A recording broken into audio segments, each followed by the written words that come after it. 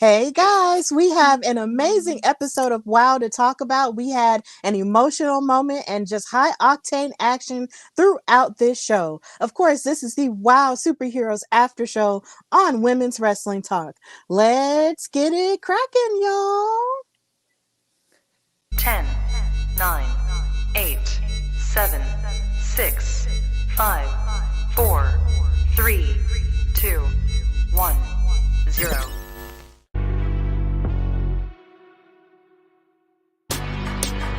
Women's Wrestling Talk, the #1 women's wrestling show on the planet.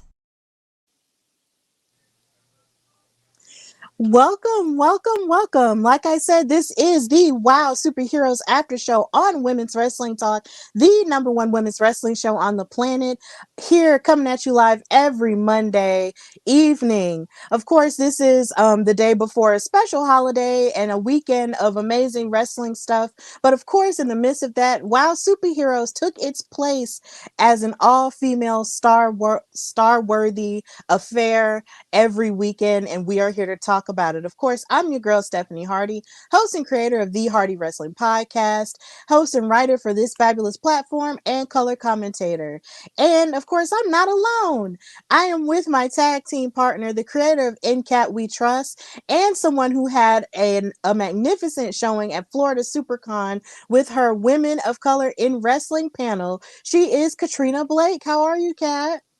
Hey, I'm fine, tired, but happy to be here. We did have a lot of awesome wrestling this weekend, so I'm excited to talk about WoW. Absolutely. And last but certainly not least, we have Emmy-nominated producer, interviewer of the Wrestling Stars, Miss Emily May Heller. How are you, Emmy? I'm good. How's everyone doing? I know we're heading into a holiday weekend, but we have to talk about WoW. Yeah, and of course, if you did watch WoW this weekend, in the midst of everything that went on, please go off in the comments and in the chat and tell us what your favorite parts were, who your favorite WoW superstars are, and just let us know all of your feelings so we can talk about them. Now, of course, this... Are you sure? Are you sure you want all of our feelings? I mean, I think I can stand all of the feelings. I'm a good listener. You know, we can do all the feelings. You are. It's fine. We can do it. We can get it cracking.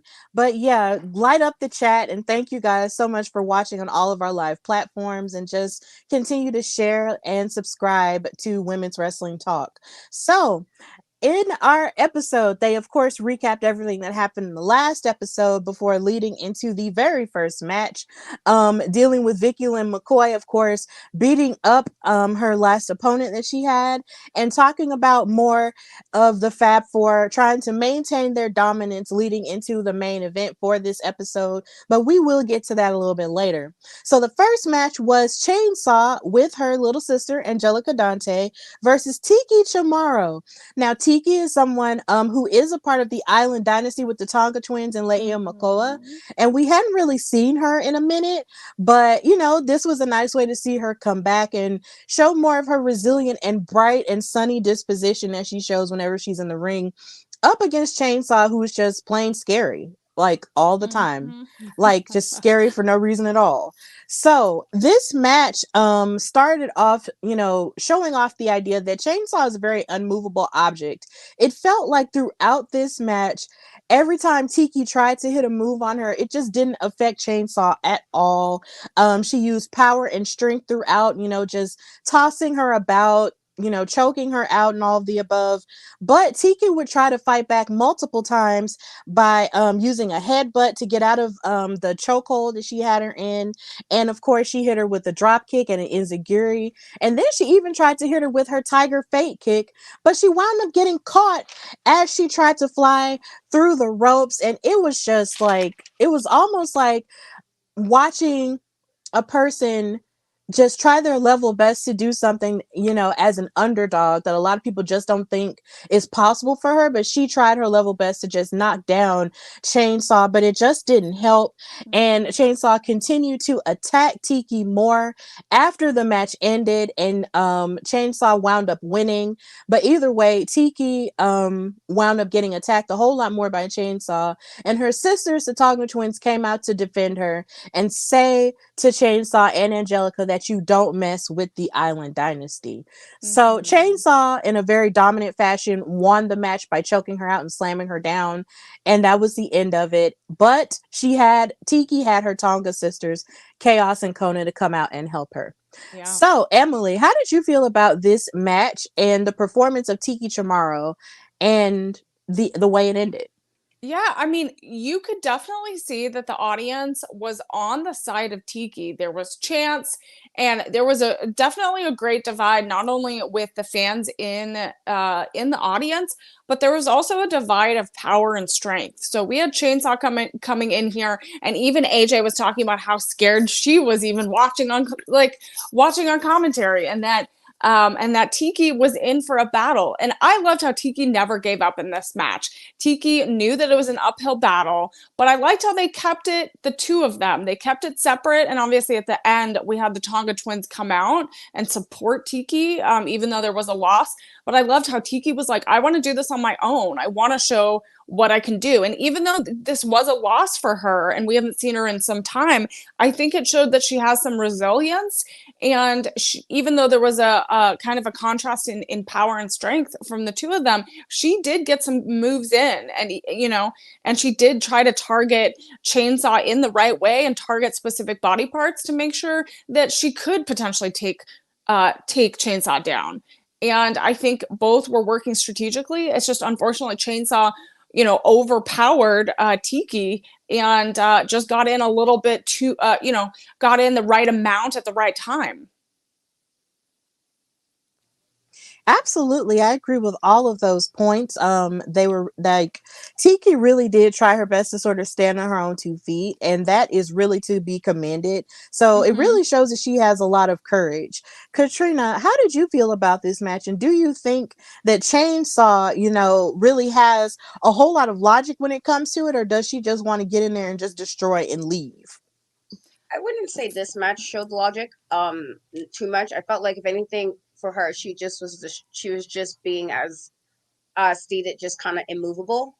I felt like there has been matches where you can kind of see that, and I feel like more so, especially with her tag matches, she was more a bit logical in the ring than she was in her solo matches. I feel like she knows she has size, and I love Tiki Chamorro, but she's a tinier woman, and so it's one of those situations that even though she tried to be quick, and sometimes that does help if you're quicker than somebody who might be a little bit bigger, it didn't really help much because of just how dominating Chainsaw is. And so I felt like, it's unfortunate she lost, because it's like, oh man, such a happy, like bubbly kind of personality. You don't really hear nothing bad about her. Nobody really says anything bad about her.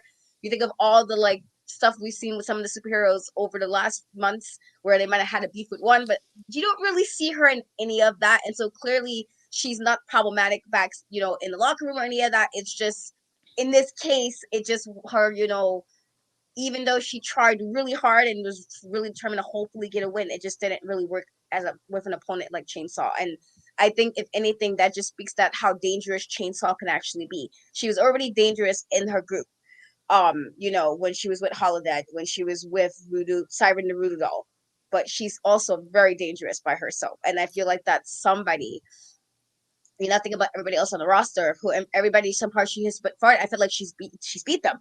And so it's like, if she actually wants to go towards Penelope at some point, if there's no interference, it's very possible that Penelope could,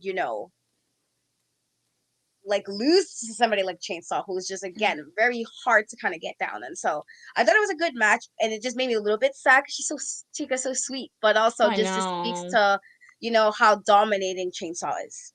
Yeah. But Katrina, your point about the logic of this match, and whether Chainsaw was like logical going in, right? And I think with her strength and her dominance and her proving that she can be without anyone else, that she could do it on her own, I think she doesn't necessarily need all the logic. Like, I think her moves made sense in when they happened, because, she's going against Tiki, who's going to be bubbly and happy, and she has to take her down fairly quickly.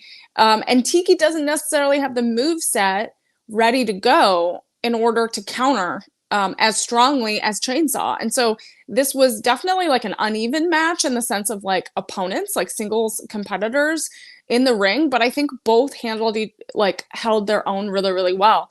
But I think it did make sense. Like, it's okay if Chainsaw goes wild in the ring as long as the end goal is achieved, right? Like, she needs to get that win. So I think even if she does go a little wild and maybe like a little unconventional in like the way she moves and how she gets the win, minus cheating, we don't want shenanigans. I think it just tells a really cool story about who she is and how she learned from Holodead and the others that she's worked with. Yeah, absolutely.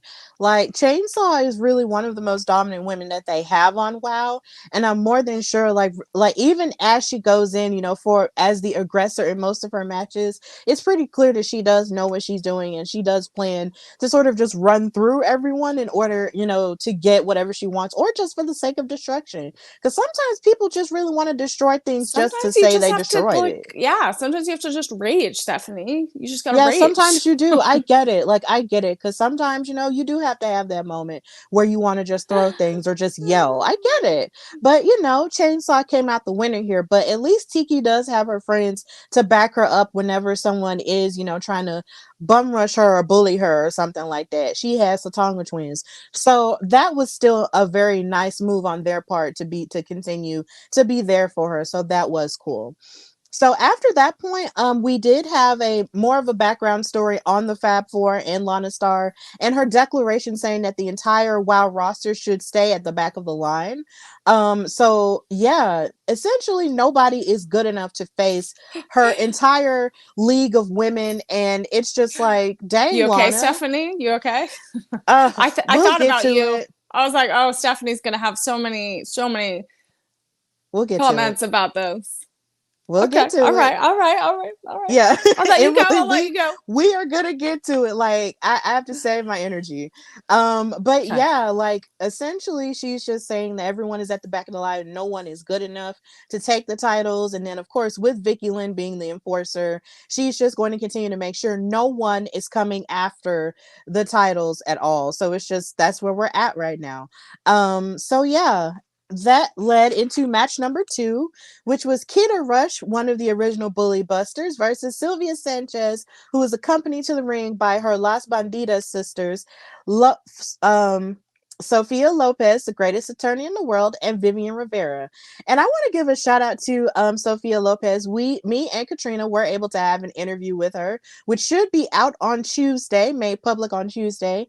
And she was a really great person to talk to.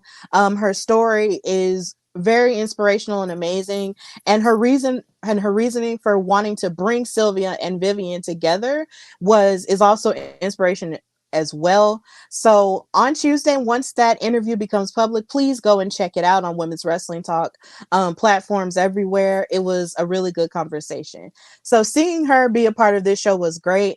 Keta Rush is someone who is a WoW OG, and we hadn't really seen her in a minute as well either, but she came back looking like she was ready to fight.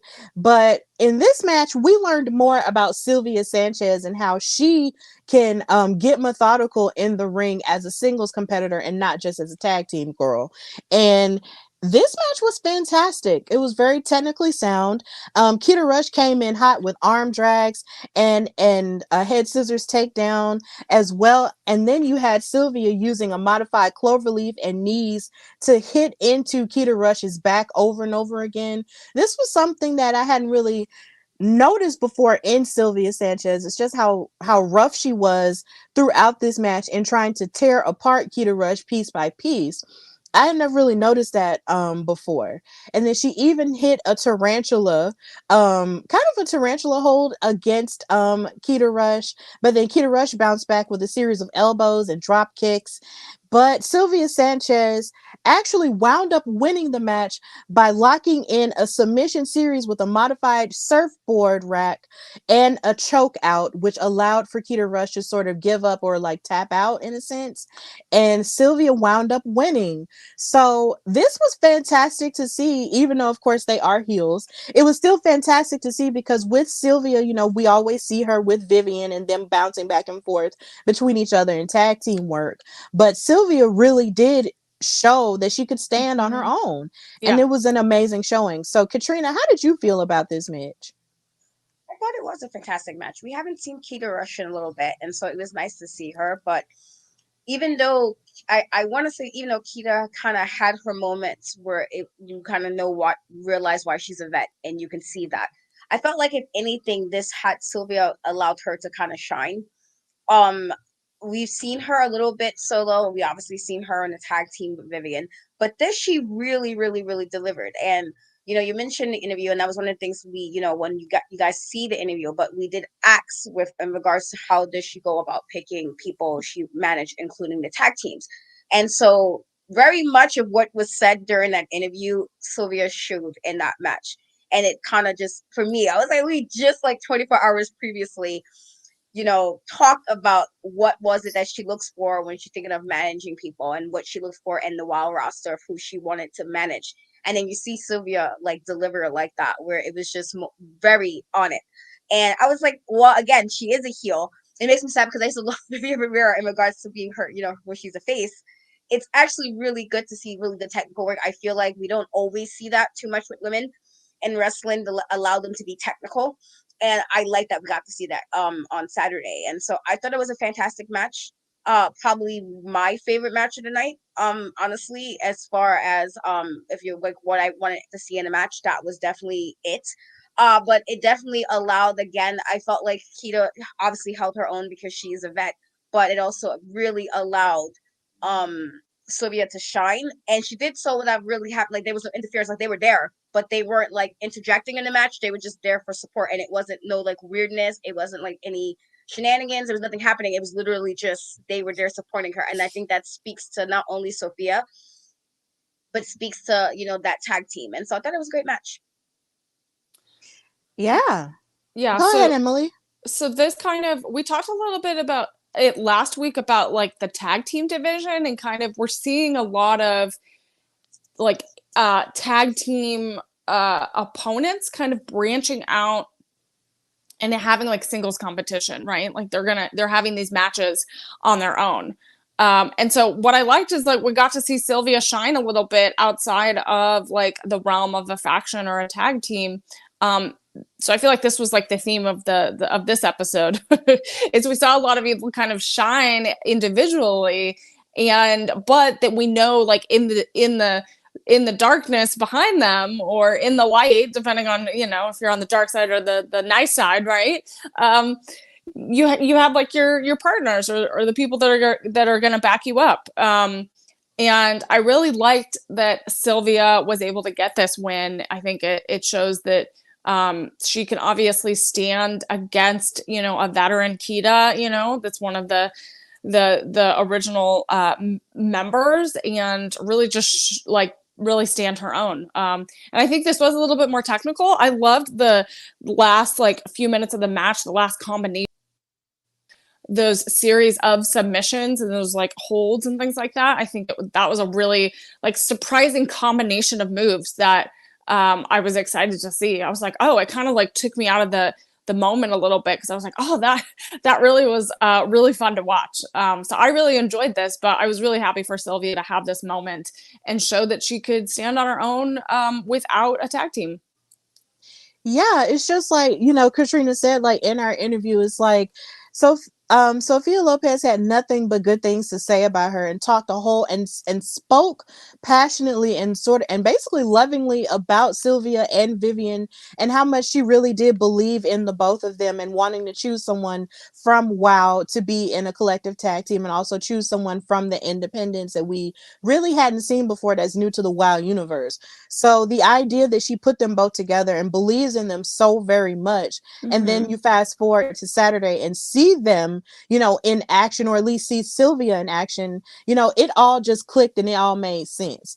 And you can really tell that they believe in her, because unlike some people who are in a faction, they know how to not interject themselves unnecessarily. So it's just, drama. So you could really tell that Sophia, as the greatest attorney in the world, really is the advocate that she says she is. Because when you advocate for someone, you believe in them, and then you believe in their ability to shine whether you're in the picture or not. And like Katrina said, Vivian and Sophia were there, but they did not interject themselves. So that was really great to see. And Sylvia did a phenomenal job. And I can't wait to see more of what all of them collectively, can do separate and together as a faction. Like, it's really cool. And I can't wait to see more of what they have to offer. So yeah, Sylvia Sanchez won this match. And then afterward, Sophia and Vivian celebrated with her and lifted her arms up and everything. And it was really cool. So big ups to them for that victory. But of course, before we go on with the rest of our show, we're going to take a little bit of a commercial break and we'll be right back. Hey peeps, TK Trinidad here, boss lady of Women's Wrestling Talk. And I want to say thank you so much for watching, because you've got millions of options. Plus, you don't have to worry about sharing your password to check us out. But while you're here, hopefully you know we have so many more shows to watch, like Turnbuckle Glam, Raw post-show, WoW post-show, AEW Dynamite post-show, Women's Wrestling Army post-show, NXT post-show, Impact Wrestling post-show, AEW Rampage and SmackDown Live post-show, On the Scroll, ROH post-show, WWT Live, plus all of our interviews with the hottest women's wrestlers in the game. Make sure that you like, comment, and subscribe.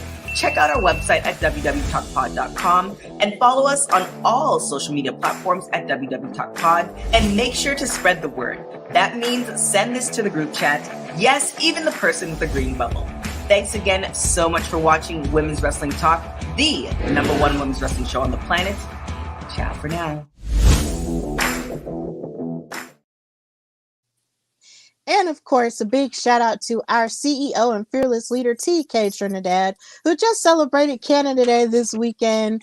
And I'm more than sure that she had a good time and, had an amazing time celebrating herself and her lineage in that way. So big ups to her. And then, of course, you did just see her on WWT Live with Gerard and Cedric. So a big shout out to them, and just continue to support us as a channel as we give you content based off of all of the wrestling shows that are on, because wrestling comes on every day. So whatever you want or whatever you're into, we're talking about it here at Women's Wrestling Talk. So going back to WoW Superheroes, we did have a recap of the beef that was going on between the Heavy Metal Sisters.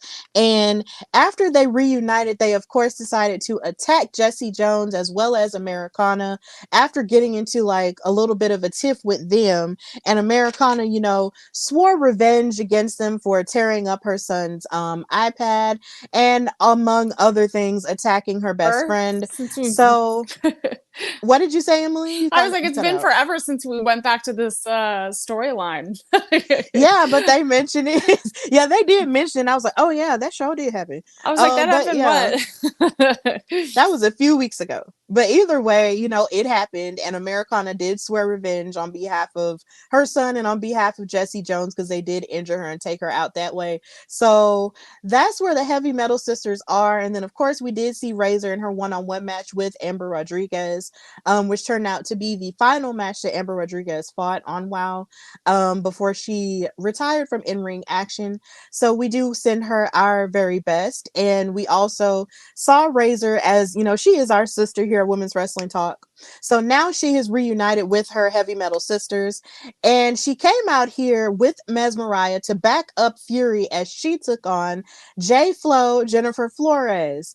So that was the next match, and this match kind of had a point of contention for AJ Mendez on commentary. She was devastated by this. She did not want both of her babies to fight. It was the most hilarious thing on the planet. She yelled, "Who booked this? Who was responsible?" And she said she was going to cry in her hair. I loved it. Like, she didn't know who to root for. She was like, I'm just going to cry in my hair because I love them both. And I was like, oh my God. And then as the match got started, she said, I hate when my children fight. Thanksgiving is going to be so awkward. Mommy loves you. And I was just like, AJ. Can you imagine the WoW superhero Thanksgiving table? It would be wild. They'll be throwing food at each other. I know. The food wouldn't even get ate. They would just be tossing it at each other and then go to like a nearby restaurant and order some pizza or something. The food wouldn't be eaten. No, it would get thrown around. You know that wrestlers always, if there's a table of food, there's going to be a food fight. Like And, that's the way it happens. and then somehow somebody is going to get slammed through the table anyway. So it's just going to be a hot mess. And God bless the people who have to clean it. But yeah, Thanksgiving with the WoW superstars will be equal parts fabulous and equal parts crazy. But yeah, AJ was just on 10 on commentary. And shout out to AJ Mendez, friend of the show. Maybe one day we'll have you on. But yeah, it was just really funny. But the match itself was really good too. Jennifer Florez started pretty heavy, in the match. He started with a key lock takedown to Fury, but then as J Flow was running the ropes, Razor and Mesmeriah decided to interfere. You remember that talk about we just had about interference? Yeah. The Heavy Metal Sisters were doing that. They grabbed her feet as she tried to run the ropes and tripped her up, but then she got into a fight with Mesmeriah and Razor because she got sick of them. But then they threw her back in the ring for Fury to take advantage and just start, giving a knee to the face and to her. And then J Flow finally just fought the rest of them off and back and forth, but then she kept trying to persevere throughout the match. J Flow almost won with a sling blade, but then the count gets broken up because Razor and Mesmeriah don't know how to mind their business, and they kept grabbing at her foot. So Fury wound up winning with her Flight of Fury finisher, which as you can see in this picture. And yeah, that's how they won. And then after Fury won the match, the Heavy Metal Sisters proceeded to beat up on J Flow more and just throw her out of the ring. So Fury won this singles match, and she had her Heavy Metal Sisters to help her out. Very frustrating. Had to be real frustrating for J Flow. It was very frustrating for me because y'all know I don't like that. But yeah, Emily, how did you feel about this match? Redo it. Rematch. You have to ban the rest of the team, rest of the Twisted Sister, like, out. Just get rid of them. Get rid of them. Yeah, no. Get rid of them and then have Jennifer Florez come back. Because Jennifer Florez, we know, can handle her own. She could stand up. I said the wrong. I used it in my head. I totally said the wrong tag team. Yeah, so you need to get rid of them and keep it like just the two of them and redo it, because Jennifer Florez, I think, could take could take him Fury out. Yeah, could take Fury. And I think like she tried really quickly to get in some offense, like right off the bat. Jennifer Florez was like, because we've seen her, we know that she's amazing. And again, this influence, like right away, the Heavy Metal Sisters totally causing trouble. Right off the back, holding the leg and trying to get involved. And it's like, no, you gotta, like, we saw some good examples of how tag teams stay out of the way and like let that person shine, but that person's not going to shine in the right way, and in an authentic and in a fair way if you keep getting involved. So I don't agree with this involvement. Me neither. So I demand a rematch. Yes, I agree with the rematch, clause, because J Flow is so good and Fury is good too. So why I understand you're happy that you and your sisters have reunited and y'all are on the same page again. But Jesus Christ, don't just have them fight your battles for you. Chill out. So Katrina, how did you feel about this match and the performance of J Flow as she tried her best to take on Fury? I mean, she tried, but essentially it was a 3-on-1 kind of match. They interfered quite a few times, where they kind of interjected. So many times. And so for this, it was like she was fighting 3-on-1. And so I would have truly been surprised if she pulled off a win, because it was literally like her fighting 3 people at the same time. And that wasn't necessarily fair to her. We're forgetting that, while we talking about the discord that they had between each other, they were always heels. And I think that's something we forgot, that, this iteration. I didn't forget. I feel like we were still like, oh, are they going to get back together? Are they going to get the unity happening again? That we got reminded of what they did from the very beginning, which is if they need to do, kind of interject, they would. And they've done that, especially from this iteration pretty early on. If somebody else was fighting, they were involved in ways. And I think, we might have just a little bit forgot that, because we was like, are they going to get back together? Are they going to bond again? Are they going to be in a unit? And Yeah. finally they're back to being a unit, and now doing so in a way that, while it's beneficial for them, it doesn't really bode well for whoever the opponent is. If you're now taking on 3 people every time you have to fight one of the heavy metal sisters, it's like you're taking on 3 people. And so that's unfortunate. But I do think, because we have seen, Jen work her way around the ring. She's been both in solo and tag matches, so she can do what she needs. She's pretty quick as well. That, yeah, we got it without interference. She very well might have won that if it wasn't this much interference. I felt like it was just, she tried to get herself out of that, but it was like, after, I get it. Like, I don't know how, well, I would, as a wrestler, want somebody to interfere. I might forget that I'm in a match and now I have to want to fight the 2 people on the outside because I'm now annoyed that you're interjecting in my match. And so, considering, like, she tried and it just didn't bode well because of the situation was literally 3-on-1. Yeah, I mean, after a while, like, I would have been, if I was like Jennifer Florez, I would have been so frustrated. But I love how she kept going, and she was like, I'm going to try this move, and I'll try that, and I'll try this. And you could see the frustration a little bit, I guess, when like she's being held back a little bit, and like those moments happen, you try to get her, like she tried to obviously get out of those, and it succeeded for most of them. But I would have been really bummed, and if I was her, I would go to like David McLean or like AJ and be like, hey, like, you brought me in here, right? Because like AJ's her mentor, right? So, say something, and then hopefully she gets a fair rematch. Yeah, but how much would AJ be able to play into that? Because y'all did hear that she was, clearly split between this match and not knowing exactly who to root for because she loves them both. Well, is AJ, like, AJ didn't, like, I feel like we need AJ to like chime in here. Yeah. We do need her to chime in. Yeah, we I need agree. her to chime in and say, hey, like, this is like, this was not like Fury, this is not cool to do, and like, this is not what WoW's about. And yeah, I think AJ needs to step in. Maybe this is her, maybe she needs to get on the mic. I know she's on the commentary desk. Maybe she needs to get on the big mic and say something. Maybe she should, because, when it comes to stuff like that and rules being enforced, it's like David McLean is the one who does it the most. And if AJ did it, even though she is the color commentator, she would have, ranks because she is executive producer.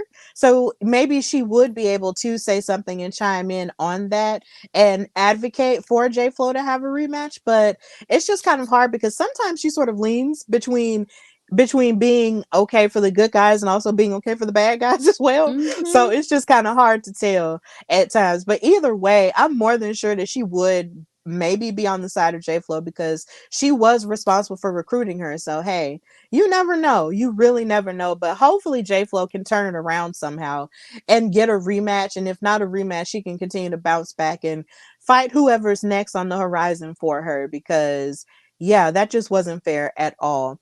And I know something about me. I'm very territorial, especially when it comes to things that I want to do and goals that I want to set for myself. I don't want anybody to say, oh, well, they gave this to me or they did this for me. Like, I would want to do it myself. And I just don't understand how these people can just let people do stuff for them and then try to be outward and just pretend like, oh, well, I did this and I wanted da da da. But did you really do it? If you had help? No.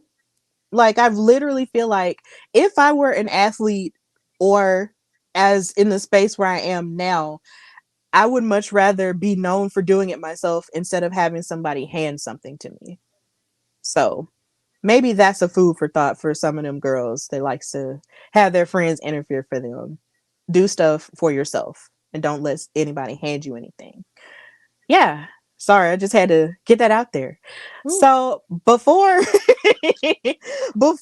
we go into the main event, they did announce that next week Team Spirit, that consists of Coach Campanelli, Randy Rara, and Ariel Sky, who is of course a new WoW superhero, will be taking on Exile in a 6-woman tag team match. That's of course Genesis, Exodus, and Ice Cold.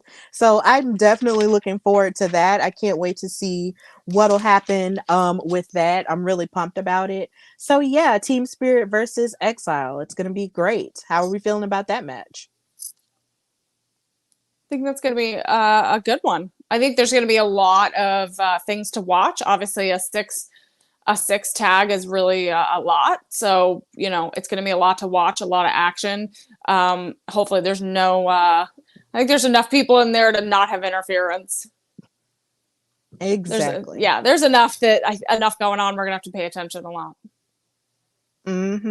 It's going to be a doozy, but it's going to be a fun doozy nonetheless. So before we go to our main event, there was 2 other segments that they did show in this episode. They showed a recap of the partnership of Princess Aussie and Kandi Krush, because of course they did come together after having dealt with all of the doubt and stuff that they've dealt with Team Darkness, and they decided to help each other, you know, and encourage each other in their boxing and in their wrestling skills. And David McClain really did sound like he was proud of Kandi Krush for stepping up and being, you know, a sister and someone to lean on for Princess Aussie. So he set up an interview for Kandi Krush to have with someone where the person was interviewing her and asked her, you know, what her WoW goals were. And she started talking about championship gold. And in this room, it looked like kind of like a hotel room, but she was, of course, dressed in her WoW sweatsuit and everything, looking cute and whatnot, having the interview talking about her goals. And then up pops David McClain in the room, and he says hi, and he said, you know, I was about to go by the WoW gym and I just wanted to say hi, but before you finish your interview, I want to surprise you and tell you that you have an opportunity to face Penelope Pink for the WoW world title. And this messed me up. I'm telling y'all right now, I was not expecting this to happen this way, and it really did mess me up because she started crying and then he started crying. And when 2 people start crying together, especially if a man goes to crying, I just started crying and weeping. And I'm just like, and she was just so grateful. She was like, thank you so much. Thank you for believing in me and all of that. And he just got choked up. And I was just like, no, I just was not ready for any of that. But it was such a beautiful moment to watch Kandi, you know, get that opportunity from David McClain, who believes in these women so much and always has, with this brand and also with Glow and stuff like that. He's always been an advocate for women's wrestling. So the idea of him, you know, being able to give that to Kandi and let her know was just a beautiful moment. And you can tell it meant the world to Kandi Krush. And after everything she's been through since WoW has started, it was really nice to see her get that moment. It was really nice. You love seeing people's dreams come true. And this was just a Saturday and a weekend full of dreams coming true all the way. So were we feeling a little bit misty-eyed about this, guys? Started with Katrina. I mean, I was surprised I didn't cry because I'm a crier and I cry very easily. You saying that made me think of this time I met Matthew Gubler from Criminal Minds, and because this little girl was explaining why she became a fan, she started crying, and because I heard it, I started crying. And so by the time it was my turn to meet him, because she was right above me, I was a mess. And so, oh my God, I'm so sorry. And like tears. And so when you said that, it made me just think of, that's usually how I respond. It's like, wait, no, because you're crying, and now I'm feeling it, and now I'm crying, and now we're all crying together, and it's all a moment. It has happened to me at multiple panels now, where I'm sitting here like, oh my God, you guys, I get it, and then we're boohooing, and so. It was nice to see that was the reason behind it, because I was, you know, just how they're doing these matchups with Penelope. So it was nice to see, like, okay, like this is the reason behind it, and it gave like a bit insight to see how he looked at as somebody on the roster, as somebody who felt like he could take the challenge, as somebody he trusted and has some faith in. And so that was nice to see. I didn't cry though. I was surprised because normally stuff like that gets me crying, and I'm like, oh no, you know. But this time I held it all together. So I'm proud of myself on that regard. But I do think it's really sweet that he trusted her and really had some faith in what she can do in WoW. What about you, Emily? I mean, so I usually cry at like puppies and cats and like holiday commercials, but this one didn't necessarily get me, but it got me a little choked up. I would say I wasn't like full on crying. It got me choked up because I think anytime someone gets a big opportunity like that, it kind of, you have to ground yourself and you have to like settle. And then like sometimes the emotions take over. So I definitely felt like it's something relatable, and seeing someone have that big moment was important. And we obviously are going to talk about that, but I think it was a beautiful moment, and I'm glad that it shows that that the roster cares about this company and what they're doing, and that it's like a bigger thing than just having wrestling matches. There's so much more importance to it than I think we understand. Absolutely. That was definitely well put. Like, I can't tell you how many times I've cried over things, like over other people's dreams coming true, over my dreams coming true. Like, stuff like that just always gets me together. So this was really nice, and I just love this for her. I love watching women succeed. So this was just a very beautiful moment, and you can tell that they produced it with a lot of care because, of course, you know, with the entrances or whatnot, you could tell everybody in the arena was rooting for Kandi Krush and everything. Of course, shout out to Miss Minga, who is Kandi Krush's biggest fan.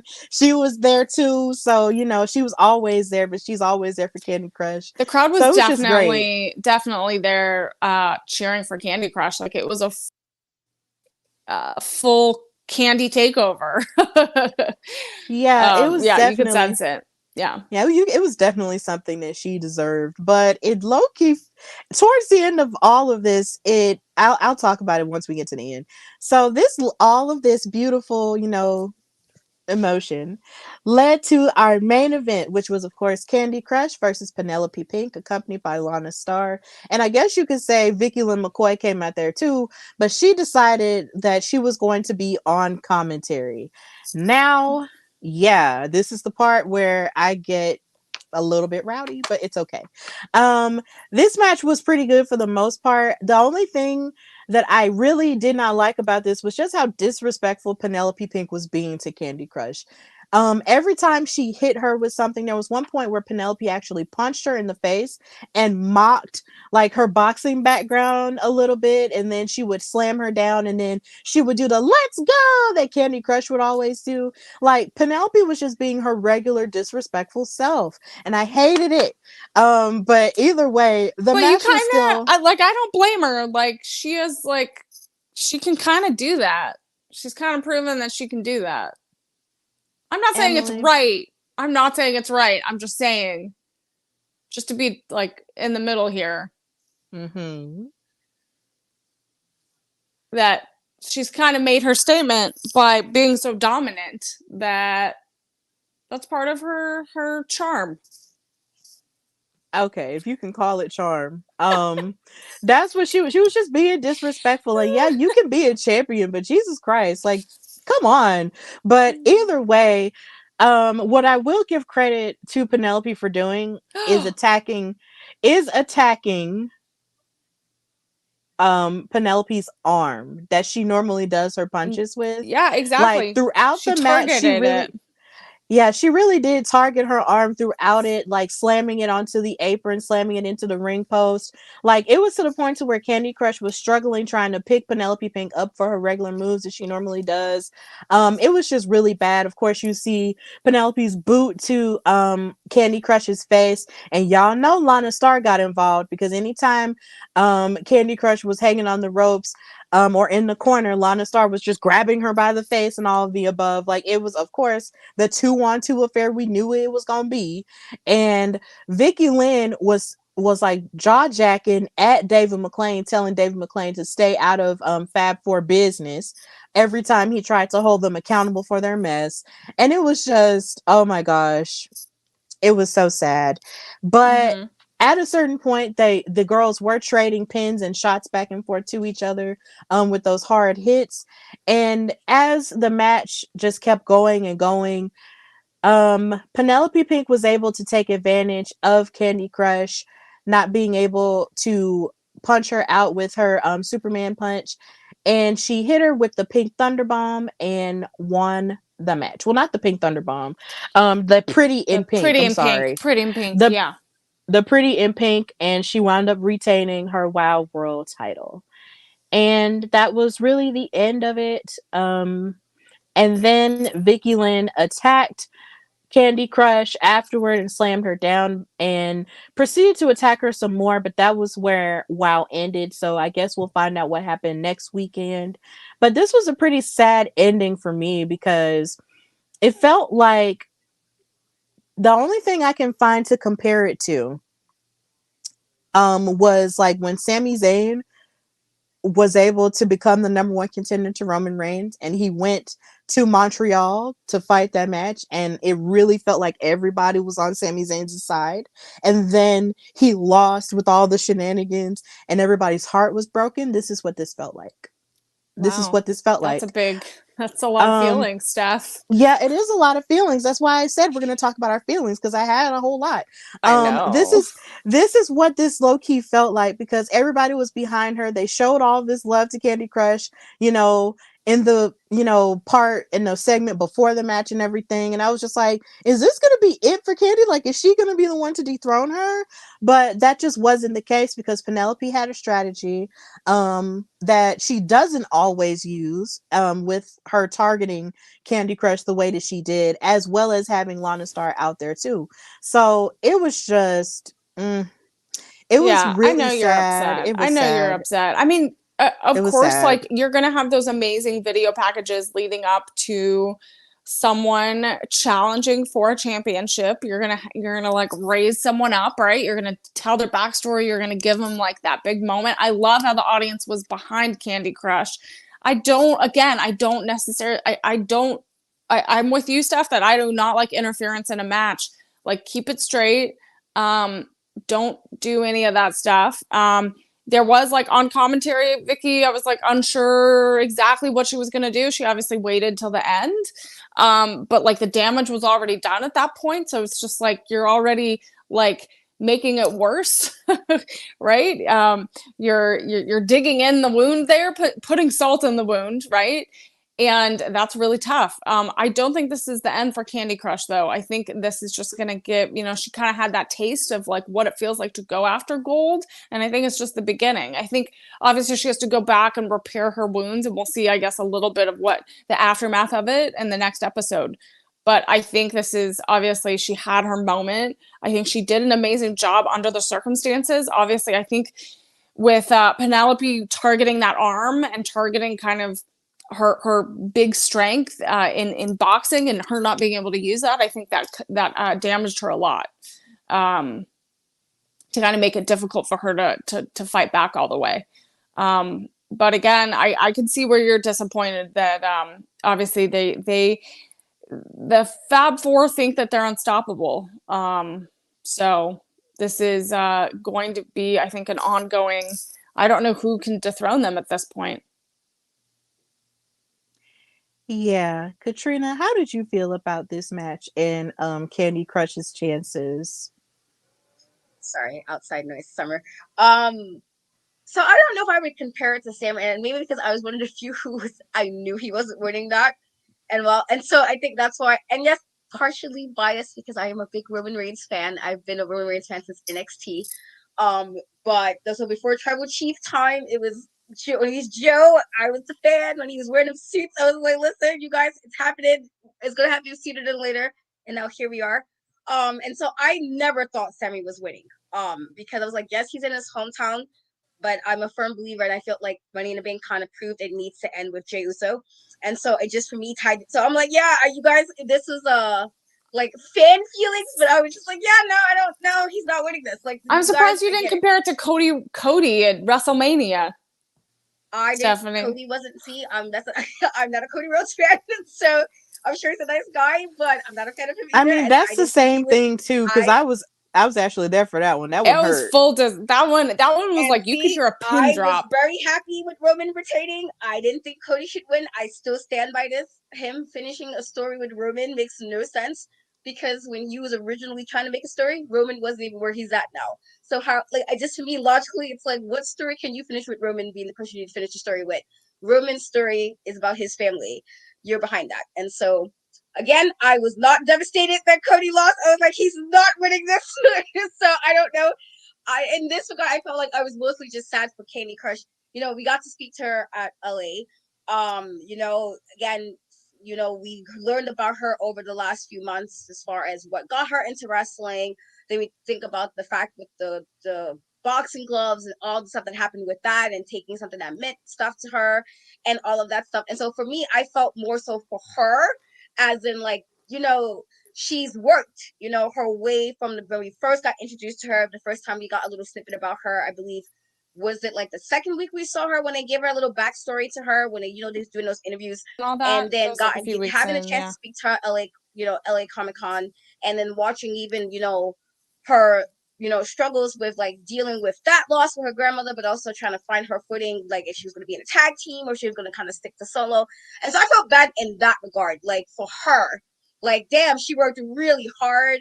She worked really hard. She got herself to a space, and then she gets put in a match because somebody believed that she can do it, and she didn't necessarily have to do, not saying that her matches didn't count, but like she didn't have to. Sometimes you see those matches where it's supposed to be like the match that make you a number one contender for a title, and she didn't necessarily have to do that because she was believed in. And so, and I think that's again speaks to her. Is that you don't even have to do like what sometimes we see other promotions do, where you got to like have these couple of matches to become a number one contender to even get a title shot. That he was like, no, you worked for this. Here you go. And so I felt bad in that regard, that we've seen somebody who literally from the very beginning like wanted to do this, found something that she liked doing that was a little bit off of what she was used to doing, something new, and then she wound up learning how to excel at something new, and then got an opportunity like that. And so for that is what I felt bad about in regards to, that's a hell of a shit. Like like trying, you got there, you're like yes, and it's like no, and now you have to drop down a little bit because it's like whatever she was feeling probably going into this match, probably thinking she was going to do this, and win this well, and then you had what was going on in that manner during that. It was just like she also didn't get a fair shot to really, do what she could have done. It could very well have been Penelope lost if Lana and Vicky wasn't there, and that's sad for her in that regard, that this is something she did on her own merit. It wasn't no favoritism, where it was like she tried to, how we thinking about how Jessie, in the beginning when she was saying that she should have gotten the tag titles off principle alone, like Yeah. there were a lot, like it was none of that. It was Inserted no, like, herself in a championship run. it was like no Mhm. situation where she has like 4 or 5 people in a stable that she can rely on. It was no situation that she had somebody waiting for her to kind of slide that in there, or somebody talked her up to somebody and got her. It literally was off her merit. And so that is what I was sad about, because it was like you literally saw she was one of the people we saw from the over the months, beginning. that Yeah. literally, we saw her, we got introduced to her, we saw what she can do, we saw her get better, we saw her excel, and then she got the opportunity, and it was like, okay, let's pull the rug from beneath that. And so that's what I felt for her in that regards. Like that's unfortunate, Yeah. like that shouldn't have happened that way. And so I don't know if that means, if she'll get another title shot. I don't know how he's going to deal with that. I do think, and I've been saying this for the longest, he needs to put his foot down. It feels like the Fab Four runs him, and I'm not really sure how that's working. You're supposed to be the top guy. Put your foot down. Why are they running you? But I don't know what that leads for her coming up. Did I think Penelope did certain things that was smart? Yes. I thought there were certain things she did, and I guess that speaks to her, that when she really wants to be serious, she can. But I do think, obviously, you had Lana, you had Vicky out there, and it was unfortunate for Kandi Krush because it ruined her chances of possibly being, a champion, and I don't think she's necessarily completely out of the picture. I feel like she's somebody who's not going to like give up easily. That's obvious with her character, but it is unfortunate. Yeah. No, and I feel for her too. Like, you made some good points, Katrina. Like, it is really sad. Like, she finally had her moment and it was ruined. And so that's why I really believe that there should be maybe some type of punishment for Penelope and the group. Like, they're banned from ringside for a little while. There's something, like, I think there needs to be some type of rules in place. Because again, Katrina said it, that Kandi Krush earned it on her merit. She wasn't demanded to be there. She didn't like have an attitude about it. She didn't have an ego. She went in there and worked hard to get there. And the fact that it was taken away from her and she had to fight like 4 people is really not cool. Yeah, it's really not cool at all. And then it's just, and it's like you said, you work your entire, career for something, like you said, Katrina, in something completely new and different. Like she started in boxing and and then she had to transition into wrestling. I know that wasn't the easiest thing to do, but she did it. And the fact that she worked so hard and basically, like we say out here, you got it out the mud. That's essentially what she did. And the fact that the fact that you lost to somebody who seems to have a lot of things just handed to her, in the sense off of the notion that she's the protege of Lana Star and she just has all this star quality, it's just really insulting. And then on top of that, there's more insult to injury because you have her friends beating up on you at the end of it. It's like you're already feeling dejected and sad, Mm-hmm. but then you're having her friends beat up on you just because they feel like it's okay. Yeah. And you are right. David McClain does need to put more of his foot down. I don't know if it's going to take him or if it's going to take Jeannie Buss to actually come down from the Lakers office and say something, but something needs to happen because I'm really just tired of it. Like, it's just like it's like all these women have the opportunity, but then it's just like, do they have a fair shake at it? And that's not the best, situation to find yourself in as a promoter. Mind you, I've never promoted any type of wrestling thing, so don't let me say this. So don't take this with a whole lot of blah. But at the same time, like, I feel like you should allow for whoever to work their way up and have it in a fair way and not have it taken away, just because these women are just trying to just snatch it away because, oh, you're not good enough. So we're just going to cheat and do this and blah, blah, blah. And it just disappoints me because Penelope Pink is so good, but it's just so sad that she just has such a nasty attitude and she's aligned herself with people with nasty attitudes and they just run through everybody and just think they can. And it just irritates me beyond compare. But Mm-hmm. I can still give credit where credit is due and say, she is a top-notch athlete, but here again, you're having people hand you things. And what type of champion are you going to say that you're going to be if you're having people hand you stuff all the time? It's stupid. Yeah. So yeah, hopefully we'll have a turnaround with that. But next week is going to be fantastic. Like I said, we have Team Spirit versus Exile and more to look forward to with WoW Superheroes. And then we get to see, the status of Kandi Krush after that attack, after her losing that match. And hopefully this won't be the end of her, fighting for the gold again. We just got to get some rules laid down. David, AJ, Jeannie, get it together. So yeah, that brings us to the end of our after show for WoW Superheroes. Thank you guys for watching on all of our live platforms. So Emily, tell everybody where they can find and follow you and what you've got going on. Yeah, so thank you all again for joining us every week for WoW. You can follow me on all social platforms at Emily May Heller. It's right there below. And yeah, I'll just be announcing some things and just keep track of everything there. Absolutely. And Katrina, tell us where we can find and follow you and what you've got going on. Social media and Cat We Trust, TikTok, Twitter, and Instagram is the three. I will be in Lakewood, New Jersey, making my Goddess debut at Goddesses of War Wrestling. I will be working with Smyra, doing broadcasting duties. And then I will be back at the Monster Factory on July 15th with Capital Championship Wrestling. I did not record the panel in Florida because there's just a lot happening. And so apologies, but that was super awesome. And hopefully, I will have more stuff up on my channel. Just look out for all of it. Awesome sauce. And know that you can follow me, your girl Stephanie Hardy, on Instagram and Twitter at Queen Steph Hardy, and listen to my show, The Hardy Wrestling Podcast, everywhere you get your audio podcast. And of course, subscribe to the channel on YouTube at The Hardy Wrestling Podcast. I have a new episode out called Thumps in London, where I recap Money in the Bank and talk about the Dark Side of the Ring episode with the Junkyard Dog. So please check that episode out everywhere you can and just continue to support the brand. But most importantly, support Women's Wrestling Talk. Visit our website at www.talkpod.com, as well as follow us on Instagram and Twitter at www.talkpod, and like us on Facebook. You just type in Women's Wrestling Talk and there we are. Like us, and of course share and subscribe to everything that we've got going on, and ring the bell so you'll be notified anytime we go live, because we have shows every day, as you saw in that little preview that we have. So just continue to check us out and also read our articles articles. I have an article up talking about if wrestling is ready for prideful love that I wrote for Pride Month. So please check that out. And just check out everything that we've got going on here, because we are the Avengers of women's wrestling. Nobody does it like we does it. So yeah, just continue to support us. So with that in mind, this has been Women's Wrestling Talk and the Wow After Show on the #1 women's wrestling show on the planet. And until next time, have a good holiday. Bye, y'all. Bye. Women's Wrestling Talk, the #1 women's wrestling show on the planet.